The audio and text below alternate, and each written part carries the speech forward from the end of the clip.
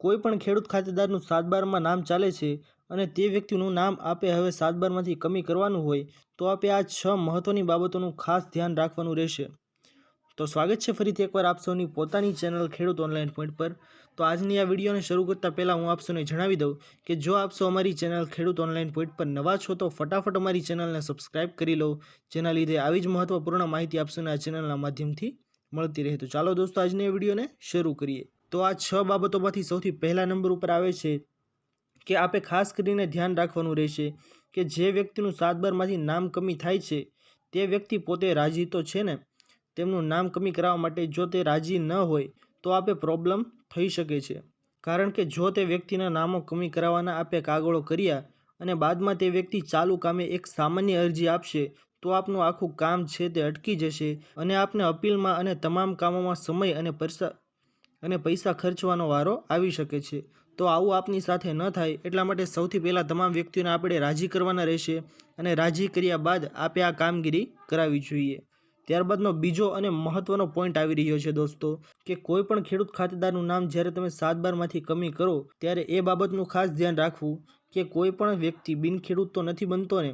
જો એવું થશે તો તે અન્ય જગ્યાએ ખેતીની જમીન ખરીદ કરવા માટેનું પ્રમાણપત્ર તો મેળવી શકે છે, પરંતુ સૌપ્રથમ તો આપે એ જ ધ્યાન રાખવાનું રહેશે કે જ્યાર સુધી તેમનું નામ 7/12માં ચાલી રહ્યું છે તે સમયગાળા દરમિયાન જ તે વ્યક્તિ છે તે અન્ય જગ્યાએ ખેતીની જમીન ખરીદ કરી લે અને ત્યારબાદ તે ખેતીની જમીનમાંથી તે નામ કમી કરાવી લે।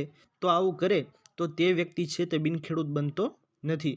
તો આપે આ બાબતનું પણ ખાસ ધ્યાન રાખવાનું રહેશે।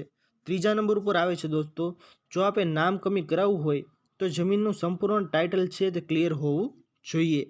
જો જમીનના ટાઇટલમાં મિસ્ટેક હશે તો આપે પ્રોબ્લેમ આવી શકે છે, કારણ કે હવે 2024માં ઘણી બધી જગ્યાએ ખેતીની જમીનના 7/12માં પ્રોમોલ્ગેશન માંગે છે, એટલે કે આપણે ઉત્તરોત્તર નોંધ છે ત્યાં આપવાની રહેશે।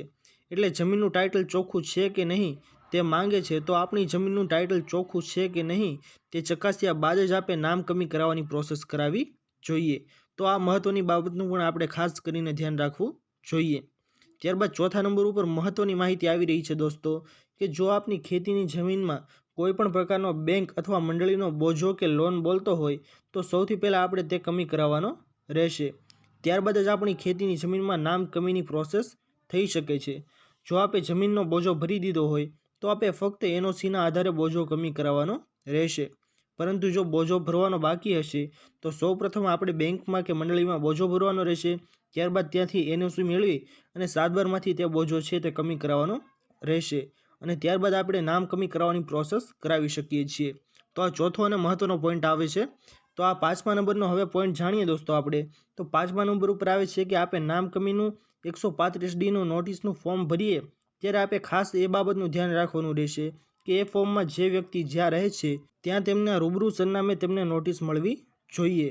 જો નોટિસ ના મળે તો પણ આપનું આખું કામ છે તે બગડી શકે છે, એટલા માટે આપે આ વાતનું ખાસ ધ્યાન રાખવાનું રહેશે કે જે વ્યક્તિ જ્યાં રહે છે ત્યાંનું સરનામું જ આપણે નાખવું જોઈએ અને તે સરનામે તેને નોટિસ મળ્યા બાદ આપણે કોઈ પણ પ્રકારનો પ્રોબ્લેમ નથી આવતો તેનું ખાસ ધ્યાન રાખવાનું રહેશે, કારણ કે નોટિસ મળ્યા બાદ પણ ઘણા વ્યક્તિઓ છે તે પ્રોબ્લેમ ક્રિએટ કરતા હોય છે, એટલા માટે આવું ન બને તે બાબતનું આપણે ખાસ ધ્યાન રાખવાનું રહેશે।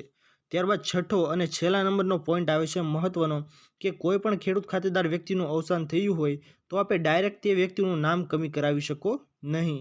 સૌથી પહેલાં આપણે તે જોવાનું રહેશે કે તેમના વારસદારો હોય તો તેમના નામો દાખલ આપણે 7/12માં કરવા પડે અને તે દાખલ કર્યા બાદ જો તે વારસદારોના નામો આપણે 7/12માં ન રાખવાના હોય તો તેમના નામો રિલીઝના એફિડેવિટ્સના આધારે તમે તેમનું નામ છે તે કમી કરાવી શકો છો 7/12માંથી।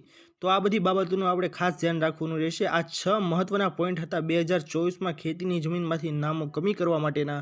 આશા કરું છું કે આપ સૌને આ 6 મહત્વના પોઈન્ટ્સ પસંદ આવ્યા હશે। જો પસંદ આવ્યા હોય તો વિડીયોને લાઇક કરવાનું ભૂલતા નહીં। ચેનલ પર નવા આવ્યા હોય તો અમારી ચેનલ ખેડૂત ઓનલાઈન પોઈન્ટને સબસ્ક્રાઇબ કરી અને બાજુમાં આપેલા બેલ આઇકનને પણ પ્રેસ કરી દેજો, જેના લીધે આવી જ મહત્વપૂર્ણ માહિતી આપ સૌને ચેનલના માધ્યમથી મળતી રહે। તો દોસ્તો મળીએ હવે પછીના વિડીયોમાં, ત્યાર સુધી જય હિન્દ અને વંદે માતરમ।